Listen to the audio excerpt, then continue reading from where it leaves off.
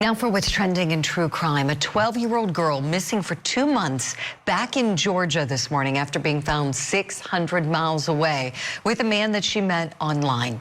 Investigators tracked Maria Gomez-Perez to Dover, Ohio, and found her with 31-year-old Antonio Augustin. Maria had indicated that she was unhappy and she wanted to leave home. We also know that she had been communicating with some other adult males online, telling them the same thing. Now, the sheriff says that Augustin drove from his home in Dover, Ohio to Gainesville, Georgia on May 29th to pick up little Maria, and then they drove back to Ohio. This morning, it's unclear if Maria is back home or in the custody of Child Protective Services. This morning, we're wondering, why was Maria so eager to leave home?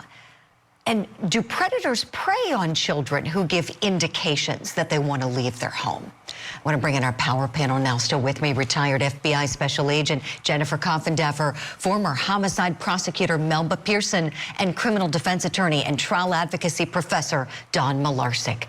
Great to see you all this morning and have your insight on this.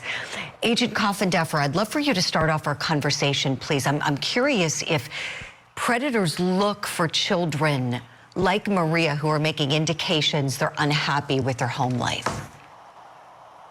Absolutely. They scour all social media, and this is exactly what they're looking for. Somebody particularly young. I mean, she could have been in 5th grade, no more than 6th grade. This is such a young, vulnerable child. We don't know why she wanted to be unhappy with home, but it could be something like she didn't like what her parents had her serve for dinner. I mean, we just don't know the reason, but this is exactly what predators focus in on. And remember, Julie, this isn't about trying to help out a child. This is typically sexually motivated.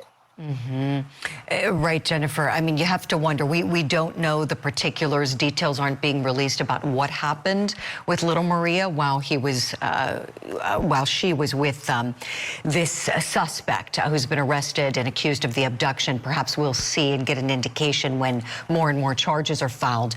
Melba, let me go to you on that point in terms of what needs to happen. Would you talk to us a little bit about the process for little Maria and what's going to occur in terms of gathering all the pertinent information to form the right charges? Of course. So, of course, in order to get the information needed from little Maria, what's going to be required is having basically therapists or, treatment counselors who are going to, you may have all seen this in the movies where, kind of hand the child a sheet of paper, let them draw, let them do other things, and then ask very slow, probative questions to try and get to the heart of what happened while she was there. That evidence is going to be critical in putting together a case in terms of whether this is just more of a kidnapping type situation or if there's a sexual aspect to it that needs to be considered. So that is going to be critical to get the evidence from her. Likely a guardian is going to be appointed for her. There may be a separate dependency case, which is in the civil aspect to determine whether or not she needs to go to a foster home, whether or not she needs to be permanently removed from her home, or whether her home was just fine, but again, she didn't like what was being served for dinner. She didn't get the toys she wanted, etc.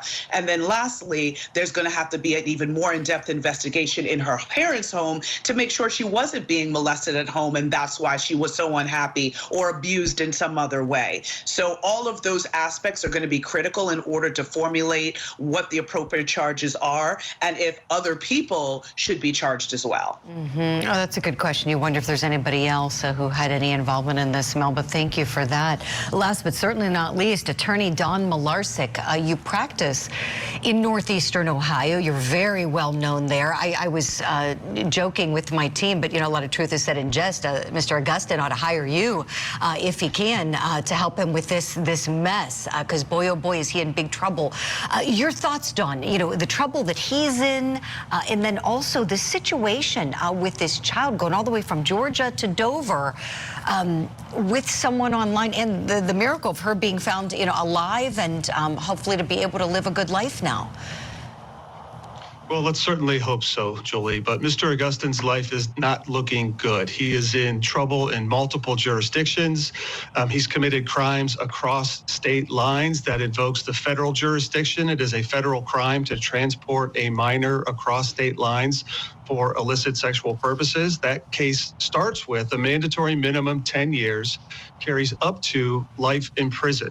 And we have to remember, too, there's a continuing course of criminal conduct here in Georgia all the way through Ohio. So literally every state that he entered, he has committed potentially a new crime. So not only is he facing charges in Georgia and Ohio and every state along the way, but he's also facing these federal charges. We also know that depending on his immigration status, there could be an ICE holder, which means he will not make bond.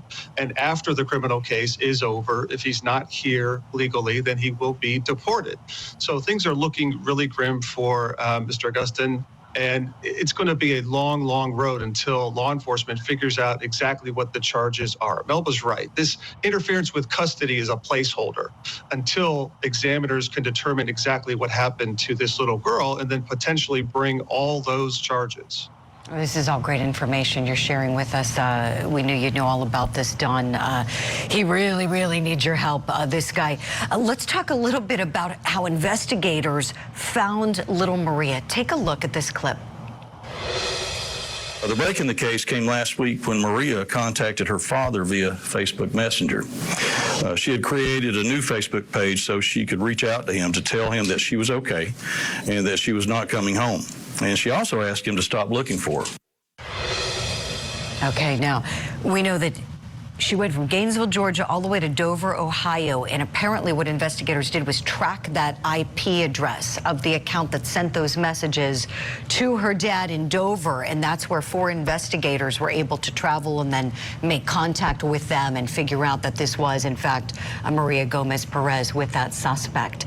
So if we could ask the suspect, Antonio Augustin, more about what happened, what was going on here, all the circumstances. What questions would you have for this guy, assuming he would talk? Let's bring back in our power panel. Let's start with our investigator on the panel, Jennifer Coffindaffer. What questions would you have for this guy?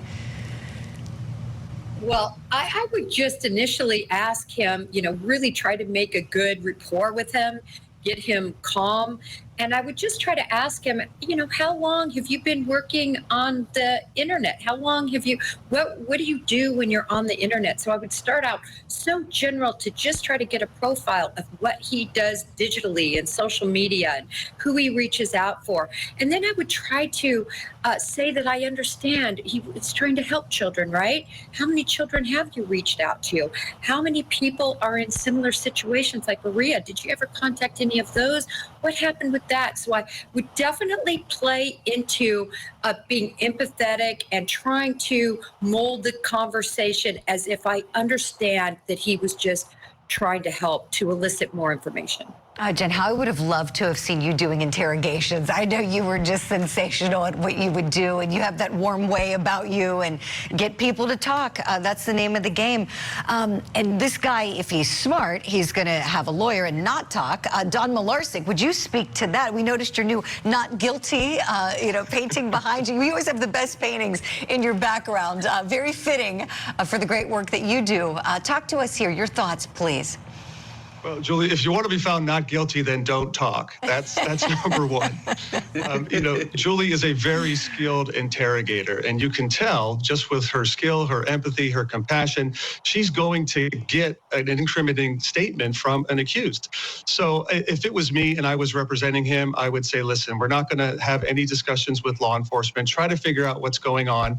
And quite frankly, try to work out some kind of a resolution, a global resolution with all the authorities. There's no question he has interfered with custody at a minimum. So it's not like your client is going home. So at this point, you're in damage control. You tell him to not to speak, and you find out if you can work out a resolution quickly and quietly. There you go. We will see what happens with this case. It's rare we get to report the good news in a child being returned home safely, and hopefully she'll get the treatment that she needs. We've got to leave it there for now, but what a great discussion this has been. Jennifer Coffindaffer, Melba Pearson, Don Malarczyk, thank you all for your time and your expertise. We'll see you soon.